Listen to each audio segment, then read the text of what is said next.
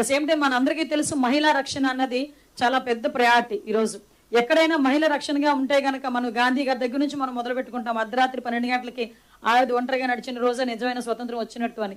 ఆ రోజు నుంచి ఈ రోజు వరకు కూడా మహిళా భద్రత మీద సపరేట్ గా అంటే ఒక ప్రత్యేకమైన దృష్టి ప్రతి గవర్నమెంట్, ఏ రాష్ట్రంలో ఉన్నా ప్రతి గవర్నమెంట్ పెట్టాల్సిన అవసరం ఉంది. దురదృష్టవశాస్తు లాస్ట్ గవర్నమెంట్ లో దిశ అని చెప్పి ఒక అంటే ఒక అమలు చెయ్యలేని ఒక చట్టాన్ని తీసుకొచ్చి చట్టం అని చెప్పి భ్రమించిన అంటే ప్రతి ఒక్కరిని కూడా ఒక భ్రమలో పెట్టిన పరిస్థితి కూడా గుర్తు చేయాలి. కానీ ఈ రోజు మేము ఒక చిత్తశుద్ధి గల గవర్నమెంట్ గా మహిళకి సంబంధించి ఒక భద్రత విషయంలో ఒక స్పెషల్ గా ఒక ఐజీ స్థాయి వ్యక్తిని, మన రాజకుమారి గారిని ప్రత్యేకంగా ఐజీ స్థాయి వ్యక్తిని నియమించి ఆవిడకి సపోర్టివ్ గా ఒక 2 ఎస్పీలని అదేవిధంగా కిందన ఒక టీం ని ఏర్పాటు చేసుకుని శక్తి ఈ రోజు ఒక మహిళా విభాగానికి సంబంధించి ఉమెన్ అండ్ చైల్డ్ ప్రొటెక్షన్ కింద ఒక ప్రత్యేకంగా విభాగాన్ని ఏర్పాటు చేసి వాళ్ళందరికీ కూడా సెపరేట్ గా ఒక వింగ్ ని ఏర్పాటు చేయడం జరిగింది.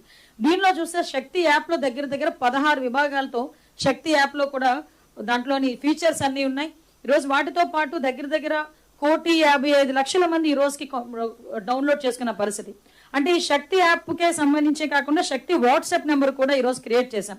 అంటే చాలా మంది ఈ శక్తి యాప్ ని డౌన్లోడ్ చేసుకోవటం, ఒకవేళ ఇన్ కేసు యూసేజ్ చేయటం వాళ్ళకి ఏమైనా ఇబ్బంది అయితే గనక వాళ్ళు డైరెక్ట్ గా 7553485111 నెంబర్ కి శక్తి వాట్సాప్ నెంబర్ కి డైరెక్ట్ గా కనుక వాళ్ళు ఒక మెసేజ్ పంపించినా, ఒక వీడియో పంపించినా, వాళ్ళు ఏదైనా ఇబ్బందుల్లో ఉండి ఒక చిన్న వాయిస్ మెసేజ్ పంపించినా కూడా ఇమ్మీడియట్ గా మేము రెస్పాండ్ అయ్యే పరిస్థితి కూడా కనిపిస్తా ఉంది.